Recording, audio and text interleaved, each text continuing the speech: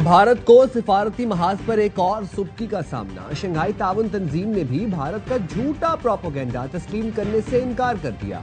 بھارت کا شنگھائی تعاون تنظیم کے مشترکہ اعلامیے پر دستخط کرنے سے انکار۔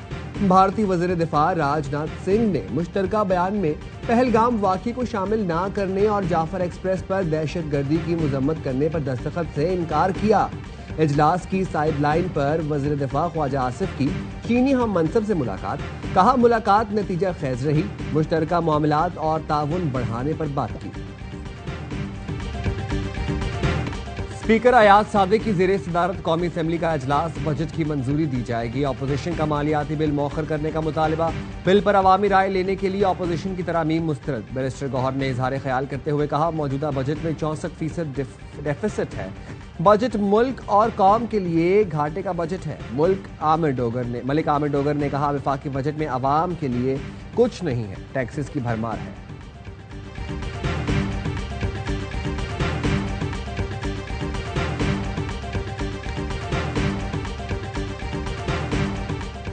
وزیر اعظم شہباز شریف کی زیر صدارت وفاقی کابینہ کا اجلاس۔ ایران اسرائیل تنازع کے دوران وزیر اعظم اور فیلڈ مارشل کی کوششوں پر کابینہ نے زبردست خراج تحسین پیش کیا۔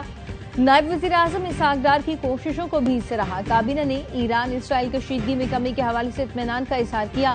وفاقی کابینہ کو قومی سلامتی کمیٹی کے فیصلوں پر اعتماد میں لیا گیا۔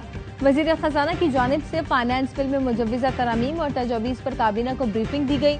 وفاقی کابینہ نے پیٹرولیم لیوی متعین کرنے کا اختیار پیٹرولیم ڈویژن کو دینے کی منظوری دے دی۔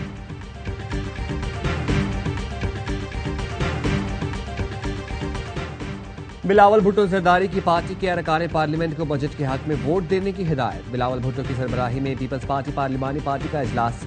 بجٹ میں پیپلز پارٹی کی تجاویز کے نتیجے میں شامل ترامیم پر بریفنگ دی گئی۔ بتایا گیا BISP بجٹ میں 20% اضافے کا مطالبہ تسلیم کر لیا گیا۔ سولر پینلز پر ٹیکس تقریباً 50% کم کیا گیا۔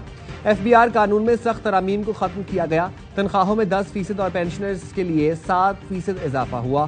1 لاکھ روپے تنخواہ پر کسی قسم کا انکم ٹیکس نہ ہونے کی سہولت PP مطالبے پر فراہم کی گئی۔ وفاقی حکومت نے سندھ کی جامعات کے لیے مختص بجٹ کو PP کے مطالبے پر بحال کیا۔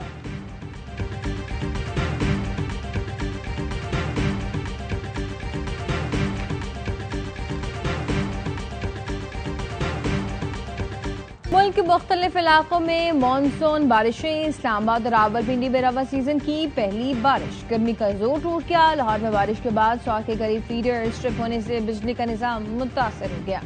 اوکاڑا میں بارش کے باعث گھر کی چھت گرنے سے بچی جان سے گئی۔ حجرہ شاہ مقیم میں 3 گھروں کی چھتیں گر گئی۔ دیپال پور، پتوکی، ساہیوال، پاکپتن، ڈسکا، شکرگڑھ اور سرائے عالمگیر سمیت دیگر شہروں میں بھی بادل برسے۔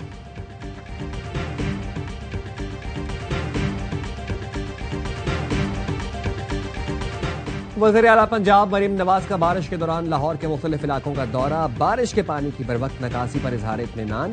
کہا قذافی اسٹیڈیم کے علاقے میں 8 ماہ میں پانی کی نکاسی کا پائیدار سسٹم قابل تحسین ہے۔ مریم نواز نے گلبرگ اسکیم کے مختلف بلاکس کا بھی معائنہ کیا۔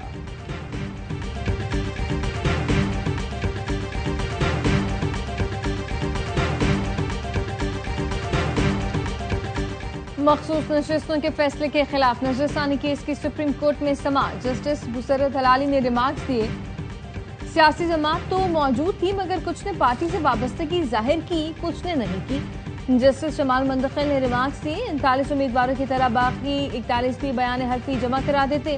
جسٹس امین الدین خان نے ریمارکس دیے 39 امیدواروں نے اپنی وابستگی ظاہر کی، باقیوں نے تو نہیں کی۔ دیکھنا یہ ہے الیکشن کمیشن نے آئین سے روگردانی کی ہے۔ سپریم کورٹ کے اکثریتی فیصلے نے وکیل سلمان اکرم راجہ نے دلائل دیے۔ الیکشن کمیشن کے اقدامات کو جسٹس قاضی فائز عیسیٰ اور جسٹس جمال خان مندخیل نے بھی غلط قرار دیا۔ جب کاغذات کی آخری تاریخ پر PTI کی وابستگی تسلیم نہیں کی گئی تو عدالت آنا پڑا۔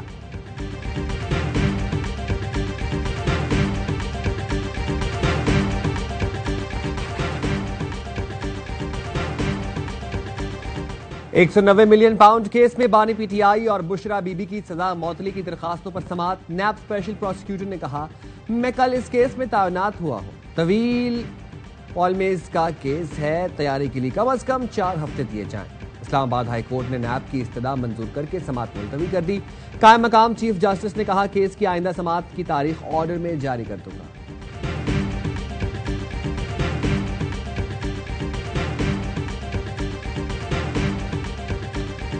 Yes, our nuclear installations have been badly damaged.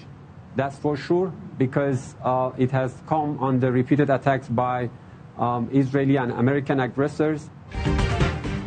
ईरानी जौहरी तनसीबात को शदीद नुकसान पहुंचा। तर्जुमान ईरानी वजारत खारजा इस्माइल बकाई का कहना है ईरान एटमी तवानाई के पुरअमन इस्तेमाल से दस्तबरदार नहीं होगा। ईरान का पुरअमन एटमी तवानाई का हक तस्लीम शुदा है। ईरान अब बैनुल-अक़वामी जौहरी तवानाई के इदारे IAEA से ताउन नहीं करेगा। ईरानी पार्लियामेंट ने बिल की मंजूरी दे दी। बिल के तहत जौहरी तनसीबात की सिक्योरिटी जमानत के बगैर IAEA के मुआयनाकारों का दाखिला बंद कर दिया गया।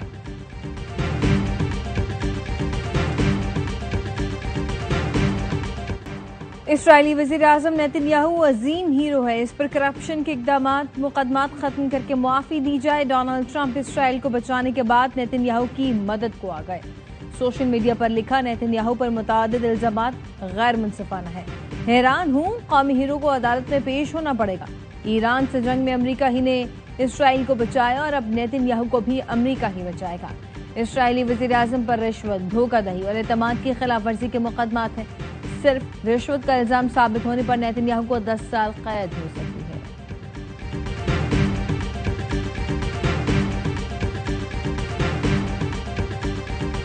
They're not going to be fighting each other. They've had it. They've had a big fight, like two kids in a schoolyard. You know, they fight like hell. You can't stop them. Let them fight for about 2-3 minutes. Then it's easier to stop them. And then Daddy has to sometimes do strong language to You have to against use them. strong language. Every once in a while, you have to use a certain word. NATO chief ने Donald Trump को daddy कहने के बयान की वजाहत कर दी। कहा, मेरे बयान का मतलब ये नहीं था कि मैं सदर ट्रंप को डैडी कह रहा हूँ। डैडी का लफ्ज इस्तेमाल किया, लेकिन मेरा असल मुखातिब ट्रंप नहीं थे। बाज मुमालिक नेटो में अमरीकी शमूलियत पर बच्चे जैसे सवाल करते हैं, जैसे बच्चे पूछें, डैडी क्या आप खानदान के साथ ही रहेंगे? मेरे अल्फाज को सियाको सबाक से हटकर पेश किया गया।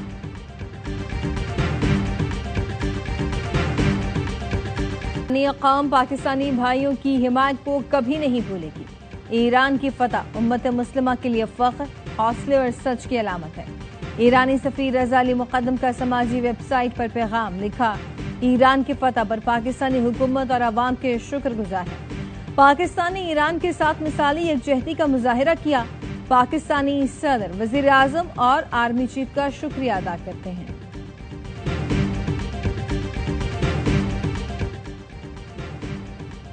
पाकिस्तान आइंदा माह अक़वाम मुत्तहिदा की सलामती काउंसिल की सदारत संभालने के लिए तैयार। पाकिस्तान के मुस्तकिल मंदूब आसिम इफ्तिखार की सेक्रेटरी जनरल एंटोनियो गुतेरेस से मुलाकात। प्रोग्राम ऑफ वर्क से आगाह किया। UN चार्टर पर मुकम्मल अमल दरामद के अज़्म का इजहार।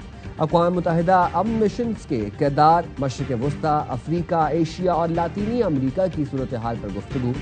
कहा, पाकिस्तान सलामती काउंसिल की सदारत शफाफ और मुशावरती अंदाज में निभाएंगे।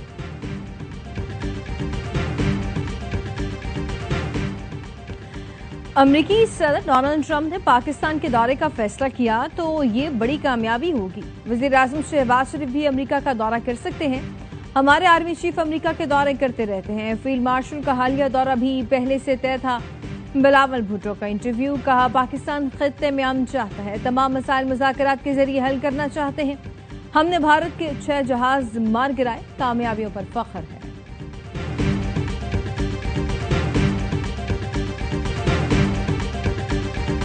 India sponsors terrorism and assassinations in my country and across the globe. In Pakistan, our children have been brutalized by terrorist attacks that bear India's fingerprints. Pakistan का अक़वाम मुत्तहिदा की सलामती काउंसिल में भारत को करारा जवाब। सिफारतकार रबिया एजाज ने भारतीय रियासती दहशतगर्दी का मकरूह चेहरा बेनकाब कर दिया। कहा, मकबूजा कश्मीर में मासूम बच्चे भारतीय जबर व तशद्दुद बर्दाश्त कर रहे हैं। भारत ने पाकिस्तान समेत दुनिया भर में दहशतगर्दी की सरपरस्ती की। आर्मी पब्लिक स्कूल और खुजदार में स्कूल वैन पर हमले में मासूम बच्चे शहीद हुए। पाकिस्तान ने भारतीय रियासती दहशतगर्दी के ठोस सबूत फराहम किए। अक़वाम मुत्तहिदा की करारदादों के मुताबिक मसला कश्मीर हल किया जाए।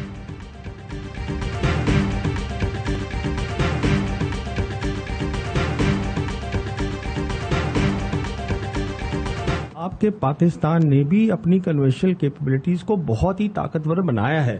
اس پہ میں نے ایک ویڈیو کیا تھا جو کوئی 2 سال ہو گئے، جہاں میں نے کہا تھا کہ پاکستان کسی بھی جنگ میں ہارا نہیں ہے ویسٹ میں. پلیز سمجھیے اس بات کو. 71 وار میں بھی پاکستان ہارا نہیں تھا ویسٹرن تھیٹر میں، آپ کے ایسٹرن تھیٹر میں. اگر ہارا ہوتا تو سیز فائر لائن یا لائن آف کنٹرول ہوتی ہی نہیں.